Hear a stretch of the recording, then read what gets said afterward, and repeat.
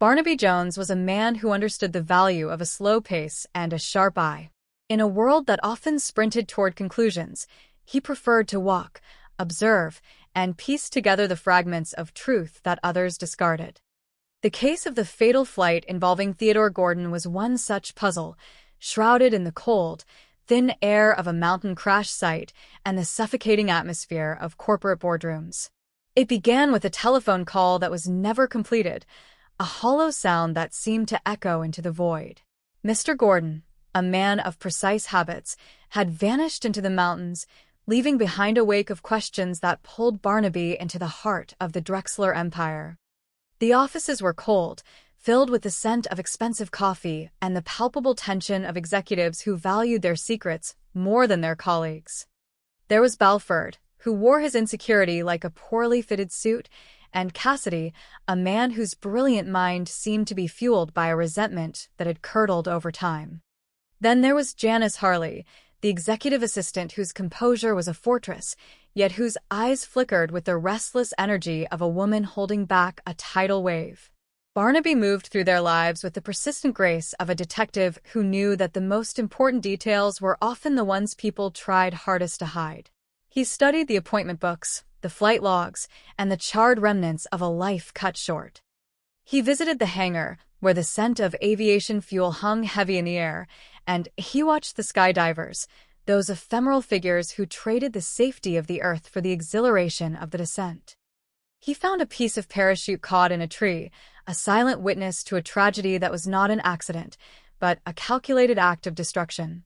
The investigation led him away from the polished glass of the towers and into the dust of a clearing where a dune buggy left tire tracks that spoke volumes. It led him to the Firelight Inn, where the memories of a romance were served alongside dinner and where the bitter words of a final argument still seemed to linger in the air. Barnaby realized that Gordon was not merely a victim of a crash, but a man who had stumbled upon a house of cards.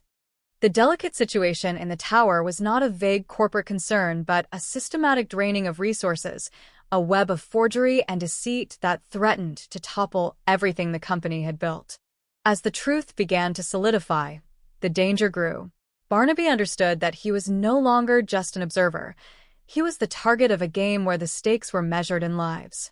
Yet, he remained steadfast, his mind working through the logic of the betrayal.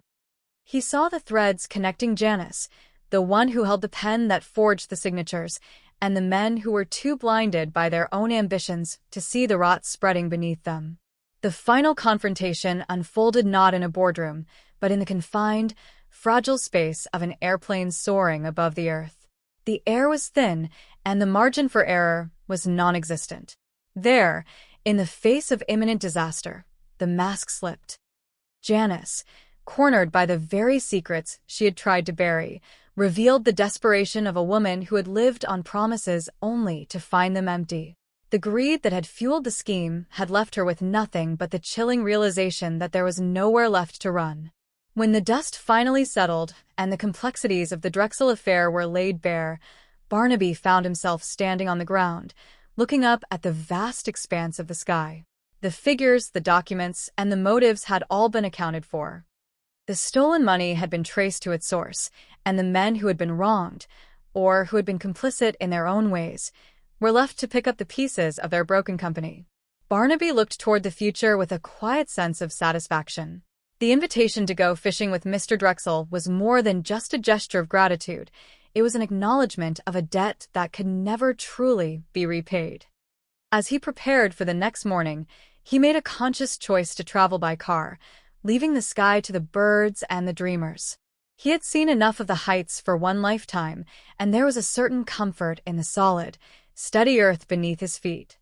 The world was full of mysteries, and he knew that somewhere, another puzzle was waiting to be solved, one slow, deliberate step at a time. It was the rhythm of his life, a constant, gentle pursuit of the truth, always tempered by the understanding that the most important things in life were often the simplest ones, and that, in the end, it was the journey itself that defined a man. As the sun began to set, casting long, golden shadows across the landscape, Barnaby reflected on the nature of ambition and the fragility of trust. He had seen what happened when people let their desires overcome their integrity, how quickly the structures they worked so hard to create could crumble under the weight of their own dishonesty. He found peace in the quiet of the evening, a stark contrast to the chaos of the past few days. The silence was not empty. It was filled with the promise of rest and the hope for a tomorrow where the air was clear and the path ahead was free of obstructions.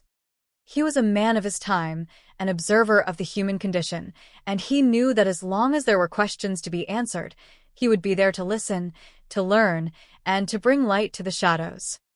It was a noble endeavor, a life well spent in the pursuit of justice, and as he closed his eyes, he felt a profound sense of gratitude for the life he had chosen, a life dedicated to the quiet, unwavering service of the truth. The morning light would bring new challenges, but for now, there was only the quiet, the stillness of the moment, and the simple beauty of a life lived with purpose. Barnaby Jones, the man who knew that the most important answers were not always found in the loudest voices, but in the softest whispers of the world around him, was ready for whatever the next day would bring. And so, the story continued, as all stories do, woven into the fabric of time, a testament to the enduring power of the human spirit to seek out the light, to overcome the darkness, and to find, in the end, a little bit of peace in a world that never truly stands still. Barnaby smiled, a subtle, knowing expression, as he thought about the trout lake.